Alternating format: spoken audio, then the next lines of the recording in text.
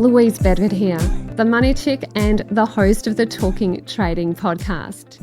This is the podcast for the time-poor trader who wants to earn wads of money from the share market.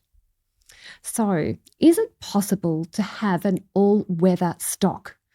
That type of stock that's resilient and can weather the market crashes and economic stability and the sector shocks? Well, we are about to find out. On the show today, I'm interviewing Rudi Filapek-Vandyck. Rudi is the founder of FNArena, and he's the creator of the all-weather performers portfolio. He's been calling market turning points long before other commentators even catch on. So in this episode, you're going to learn why quality doesn't always mean safe. The biggest mistake that investors make when chasing stability, and also how to think long term in a market that is obsessed with the short term. So if you're building a portfolio for the next decade, not just the next quarter, this is essential listening. Rudi doesn't sugarcoat it. We disagree on some topics, but some people have called him Australia's Warren Buffett. We'll find out in this interview whether he agrees with that title. So let's get into it. Rudi, welcome to the show. I want to set the scene. Let's think about the person listening to this show. If they take on board every single thing that you have to say in this interview, what can they expect to take away from our chat today? I think they can expect to take away that there is a value, so to speak, in having knowledge about the financial markets, but also about companies that are listed. And it takes more than simply observing a share price to weaken or to fall in order to make a valid investment, an investment that will generate returns in the longer run, because short term, we never know what happens. And this interview and my research in extension of it, I've tried to prove to people, to show people that there really is value in having knowledge and insights and in the character and the nature of companies, more than simply observing the share price or the fact that it looks cheaply priced. As people will find out in this interview, I'm not a big fan of buying cheaply priced stocks. My favorite observation is that most stocks that become cheap, they are cheap for a very good reason. And it probably means they're not such a great investment in the longer run. And you're also a fan of all-weather stocks. So let's define all-weather stocks. What do you mean by that statement?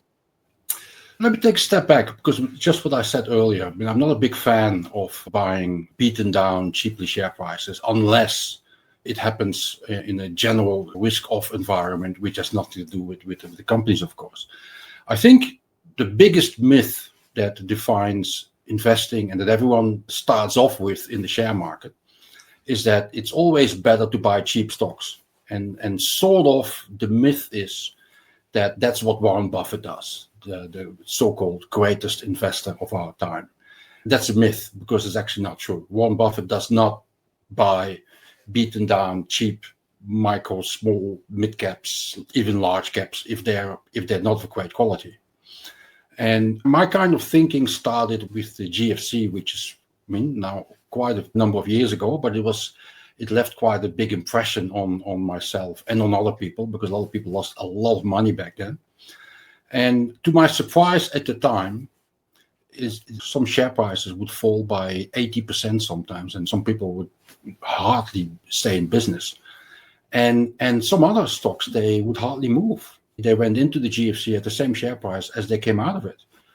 And that really caught my curiosity. And up until that time, I was probably with the majority of market participants.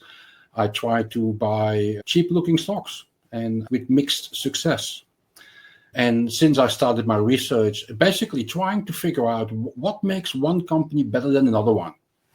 And how does that translate exactly for investors? Because your typical value investor will always say, well, you can't buy a great stock at a too high a price.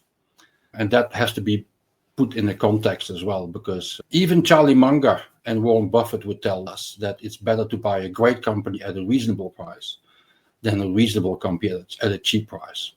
And to decipher that difference, that ultimately would lead me to uncover what I've labeled the all-weather stocks. And just to be clear with this, these are the highest quality companies we have on the stock exchange locally. But it doesn't mean that they can't do anything wrong, or it doesn't mean their share price can't weaken. It can't mean operationally they can't have a stumble every once in a while. But what it does mean is that you can have higher confidence in those share prices will move in a very simplistic sense when given enough time from the bottom left corner in the price graph to the top right hand corner on the price chart, if you take enough time to let those companies show their quality for shareholders.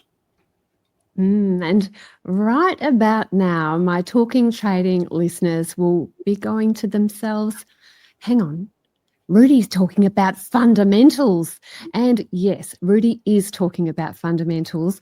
And I do want you to keep an open mind. For the person listening to this show, you know, usually I'm only talking about technical analysis, but I'm responding to what people have requested on the show.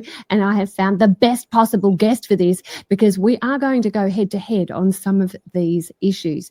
Now, Rudi, I think sometimes when people call a stock a good stock, that actually sets up a very poor trading psychology, because they're thinking a good stock will never lose them money, it will never let them down, it will actually allow them to only ever get in at that bottom left-hand corner and out at that top right-hand corner.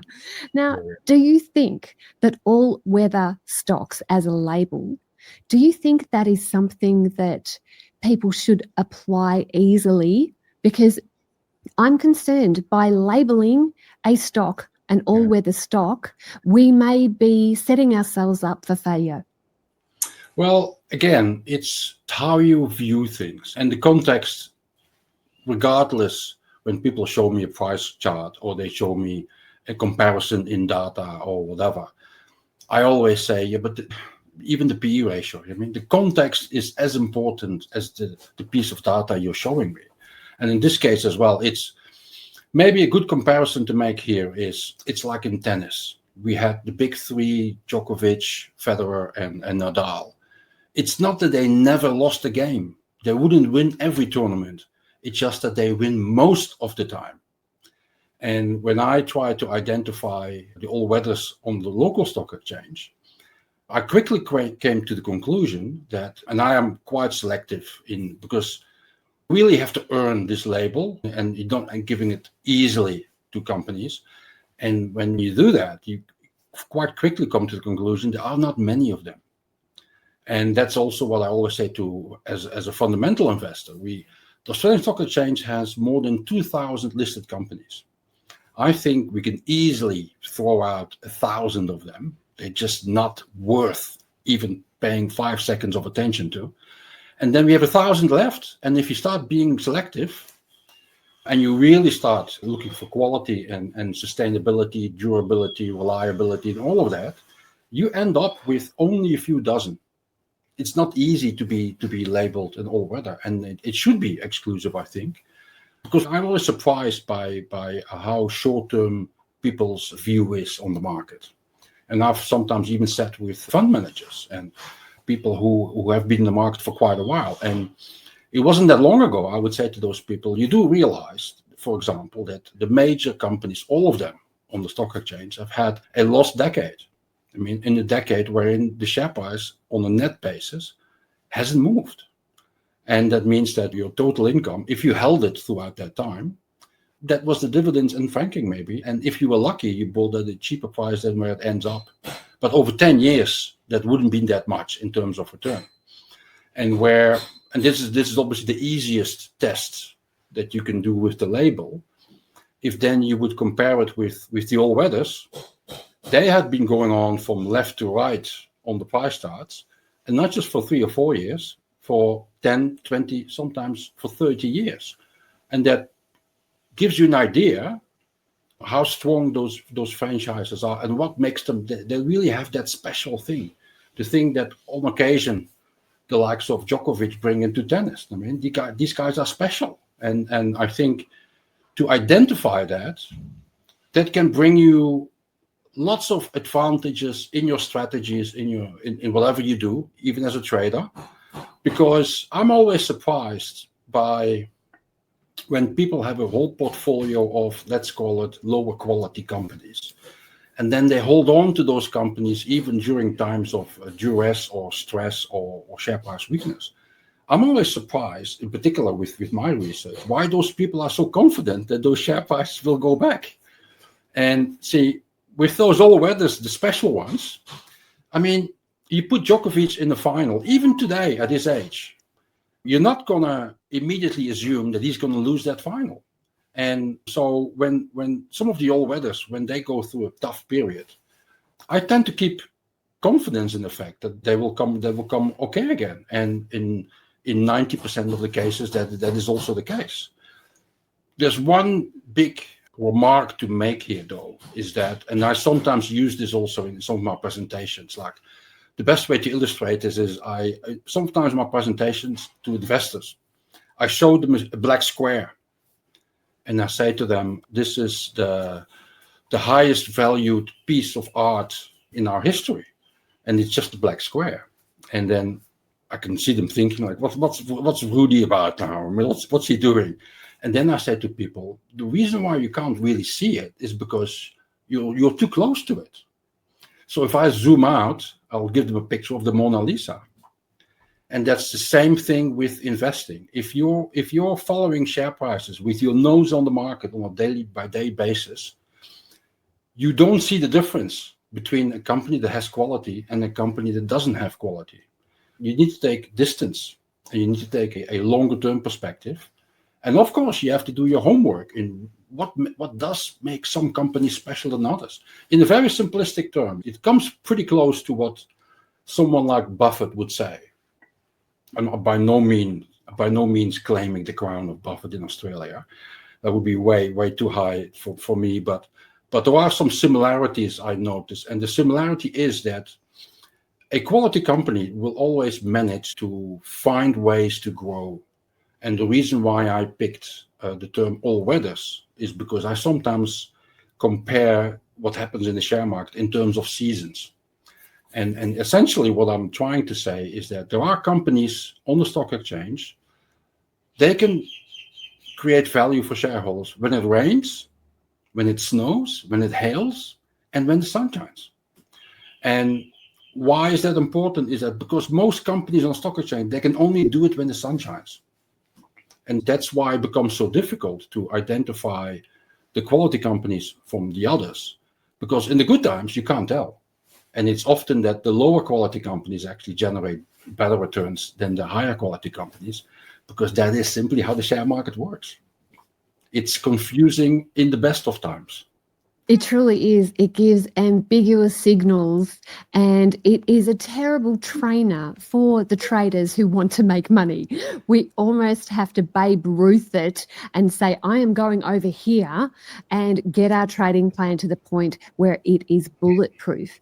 Now, I like what you're saying, Rudi, because I've long suggested for people who have got the requirement for a fundamental analysis tool that they have to be very careful with the quality of the data that they look at. The quality is so important. And once you have high quality data, then fundamental analysis can help us work out which shares to get involved with. And technical analysis, where we're using price and volume action, can tell us when. And for the person listening, I want you to actually hold this. You can have an element of fundamental analysis as well as technical analysis in your arsenal.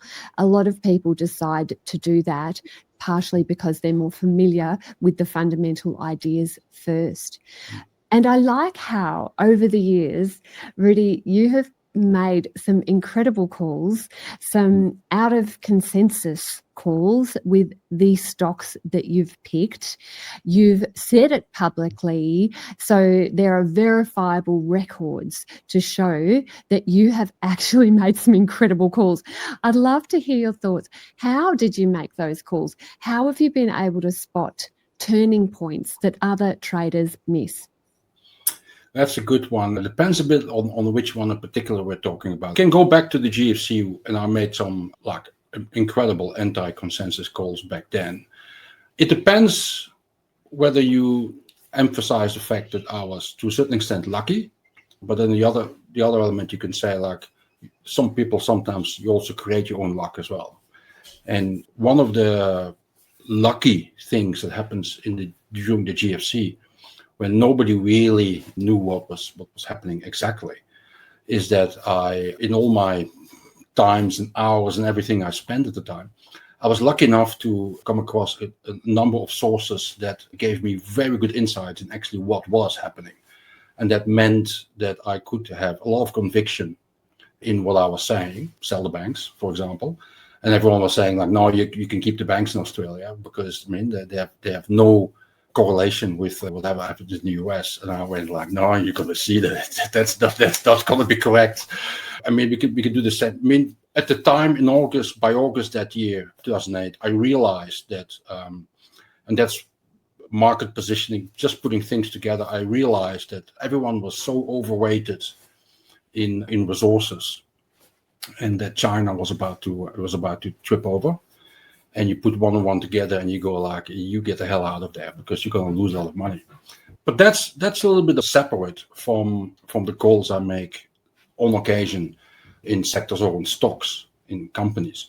And that basically comes back to knowledge, essentially. So one of the major things that I've learned, and that this is also like the reason why I do the research, and I think that's probably also part of the answer to your question, is I'm often less interested in making some money out of it, and more in learning and increasing my knowledge and just becoming a better market observer, basically, because I'm also the editor of FNArena. And the one thing I learned through the research I did in the likes of REA Group, CSL, ResMed, and many Technology One and many others that are part of my research, is that, and this is why I'll always argue with people as well, a stock on a P of 3 is not by definition a better investment than something trading on 30 or even on 60. And that is something that I had to learn as well. I had to step out of the mold because that's what everyone tells you.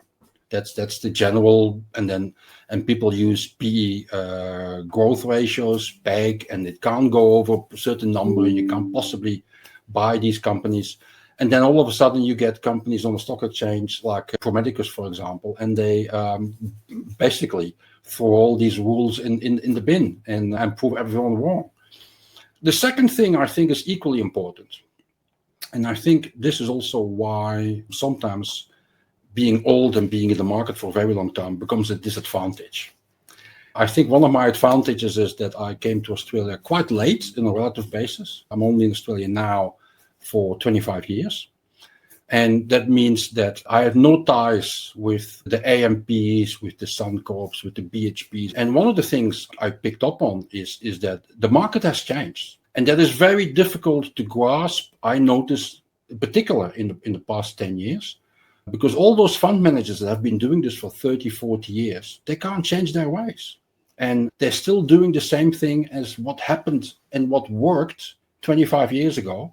And nowadays it's no longer working. And there's two fundamental reasons for that. One, economies have changed, and by default then companies have changed, but also the share market itself has changed. Financial markets have changed. I think you can't invest today in ways that worked in the 60s and the 70s, the 80s and the 90s. I mean, this is a different world. And so apart from the knowledge and the insights, I think the fact that I have been able to be flexible in things and to adjust my ways, adjust my views as new information came in, I think that was equally important in the research and in the experience I've had so far. Actually, I'm really glad you mentioned that, because this is something that is quite overlooked. The long memory of traders. One of the things that I think people get caught on, and I'd love your thoughts on this, is that they think they must invest in blue chip stocks. So they're thinking the top 200, that's their hunting ground. But actually, when we look, especially over the last decade, the majority of the wins that I have had have been under the top 300. They're ones that get upgraded as time goes on because they grow into the top 300, into the top 200, and then the fund managers give those stocks a big boost. Now, with your all-weather stocks, are they all in the top market capitalization, or is there a spread of them into other areas of market cap? Yes, it's an interesting question. Even small cap companies that have all the characteristics in play, a little thing happens and the whole business case can go to pieces, basically. And that's for the simple fact that they just don't have the size yet. So what I've done, also because I've created a very small pond for myself. We've lost a few companies out of the all-weathers over time, and there's not too many that came in, and we don't have a large group anyway. And so if the fact that I was able to identify the quality in those companies many, many years ago has played out in a very positive sense many, many years later. And that's obviously a difference, because there's lots of names that have passed since then, and in many, many cases they've lost ultimately a lot of money for shareholders who thought that they could either just ride the wave without thinking about it, or B, they had a train full of promise and it ended up in a graveyard somewhere. Yes, I love that image. And you often talk about mega trends. So I'd love to hear your thoughts as we wrap up the interview about mega trends, and then we'll tell everybody how they can get some more information about FNArena, that is your baby. So tell us what sort of impacts we can expect on our portfolios. Your question brings now together everything I've just been talking about. And unfortunately, while the all-weathers I identified after the Nasdaq meltdown, after the GFC, because those companies have survived both, many of them have today question marks, at the very least question marks. Everyone has a question mark today, because we're now going through a humongous technological change. And if I can make one prediction, is that in 10 years' time, we're going to look back to today, and it's going to be all logical, and clearly that was always going to happen. But today we can't really see it yet, because we don't know exactly what's on the horizon, but change is coming. And that can also mean that a lot of those companies that have now performed for 2-3 decades, maybe even longer sometimes, they may face some extra challenges now. And that is part of the megatrends that come, and that's part of the disruption, assuming that management does the right thing. And that's not always the case, but assuming that they should also be able to, again, adapt and be flexible enough and overcome those question marks and those challenges. No matter whether we're trading, we're watching charts, we do fundamentals, it doesn't matter. Sooner or later, one way or another, we're all influenced by the share price. That's just a fact.